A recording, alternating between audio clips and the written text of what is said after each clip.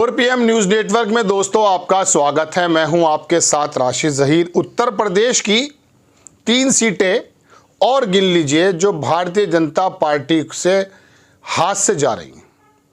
अभी भी हाथ में नहीं है हालांकि उनमें से एक, लेकिन 3 सीटें अखिलेश यादव के नामांकन करने के बाद भारतीय जनता पार्टी के कोटे में माइनस का निशान लगने जा रहा है, ऐसा लोगों का मानना। सीटें सुनकर आप चौंक जाएंगे। अखिलेश यादव ने कन्नौज से नामांकन कर दिया है। जब आप मेरी खबर सुन रहे हैं, रायबरेली और अमेठी से दोनों बहन भाई आ रहे हैं, ऐसी चर्चा बनी हुई है।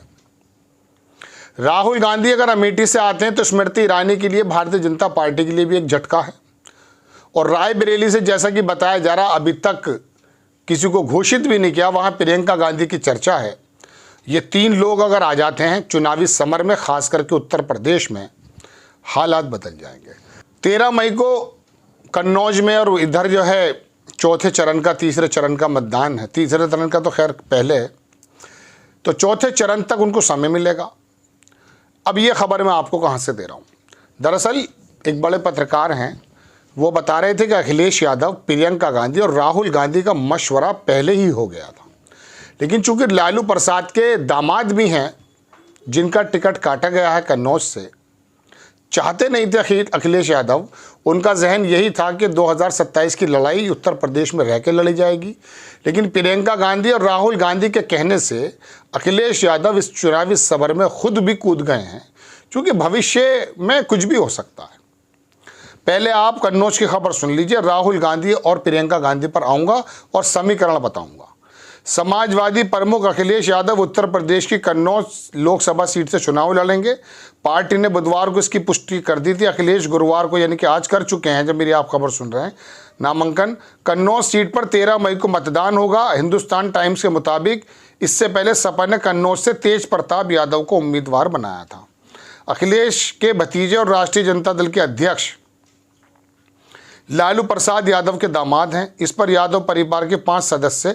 एक बात मैं आपको और बताता हूं, यादव में सिर्फ 5 लोगों को टिकट दिया गया है जो उनके परिवार के। अखिलेश यादव ने वो यादव का जो तमगा है उसको हटा दिया।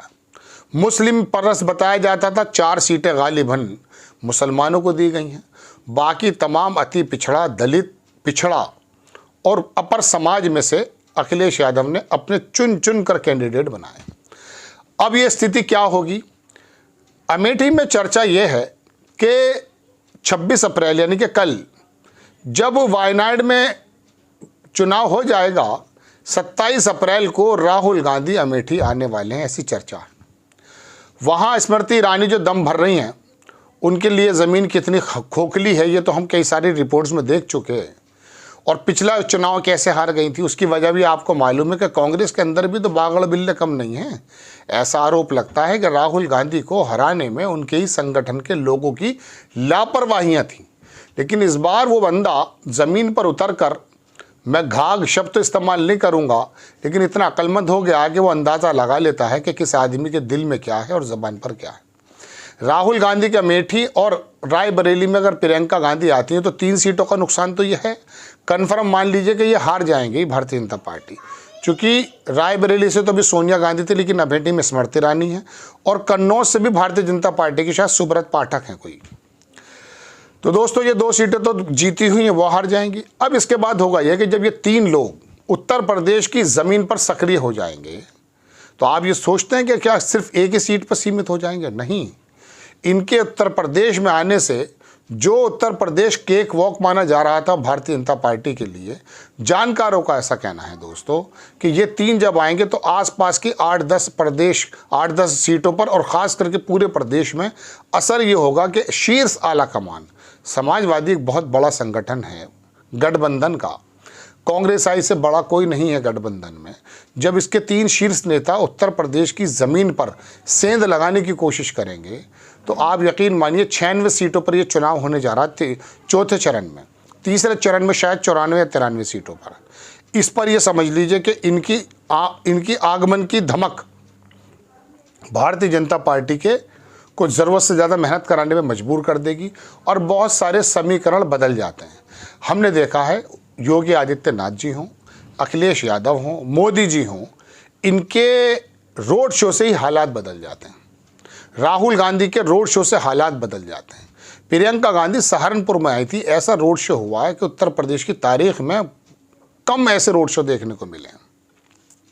पुराने ज़माने में हुआ होगा, हमें याद नहीं, लेकिन मौजूदा वक्त में जब चुनाव के अंदर नीरसता भरी हुई है, अपर समाज भी बहुत ज़्यादा, मैं कह सकता हूँ कि अफसोस में है, उसकी उम्मीदें पूरी नहीं हुई 10 साल में, ऐसा लोग कहते हैं, ऐसा आरोप लगता है। वो वोटिंग करने के लिए निकलने को तैयार नहीं है। कई प्रदेशों में 8 से 10 और 15-17% तक जो है विधानसभा के बामुकाबले प्रतिशत कम है।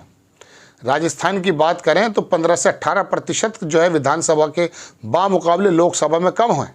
हालांकि इन दोनों में कम ही होता है, थोड़ा डिफरेंस होता है, लेकिन उसके बावजूद भी 8% का कम होना छोटी बात नहीं है। वजह उसकी यह है कि वोटर में उत्साह नहीं है, जो उसे 15 लाख रुपए और 2 करोड़ नौकरियां और भारत विकसित देश, इस तरह की बातें बताई गई थी। सूत्र और जानकार बताते हैं कि उनकी उम्मीदें धूमिल हुई हैं। अभी एक नया सर्वे आया है, मैं देख रहा था दोस्तों, अलग से बनाना चाहिए वैसे ऐसी रिपोर्ट्स, लेकिन चूँकि थोड़ा सा चटकीली खबरों का ज़्यादा वो रहता है, उसके अंदर ये बताया कि हर चौथा आदमी महंगाई और बेरोज़गारी से परेशान है। इन दोनों में से एक चीज़ से परेशान। अब जब हर चौथा आदमी परेशान है तो देश में 140 करोड़ लोग हो गए दोस्त। इसके अंदर से हर चौथा आदमी, मान लीजिए लगभग 40 करोड़ तो हो ही जाते हैं एटलीस्ट। 40 करोड़ लोग तो 42 करोड़ लोग तो वो हैं जो कि 25 साल के नौजवान सक्षम हैं और बेरोज़गार हैं, रोज़गार की तलाश में।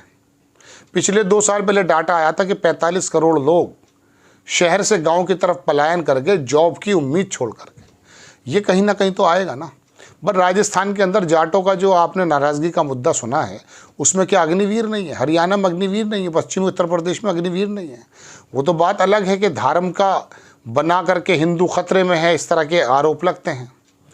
पहले विक्टिमाइजेशन करा जाता है कि देखिए हमारी एक ऐसी, वो ध्रुव राठी ने बड़ा शानदार 4 स्टेप बताए कि सबसे पहले तो आपको ये बताया जा रहा है कि देखिए आपका क्या इतिहास था, प्राइड था, देवताओं की दुनिया में आप रहते थे, आपका ये है, ये चिकित्सा में आप थे आगे, शिक्षा में आप थे आगे, कुछ लोग हुए भी हैं, इसमें कोई दो राय नहीं।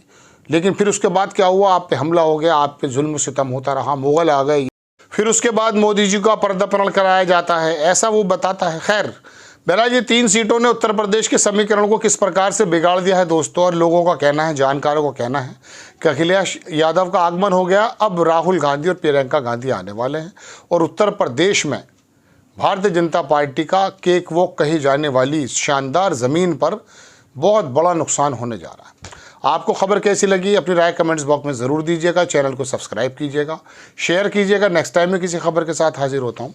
जय हिंद।